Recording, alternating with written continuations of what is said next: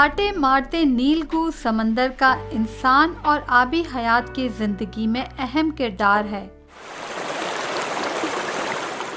8 जून को पाकिस्तान समेत दुनिया भर में यौम बहर मनाया जाता है। ये दिन मनाने का मकसद इंसानी जिंदगी में पानी की अहमियत, आबी हयात और समंदरी आलूदगी खत्म करना है। 40% पानी का जरिया और 75% ऑक्सीजन भी समंदर ही पैदा करता है।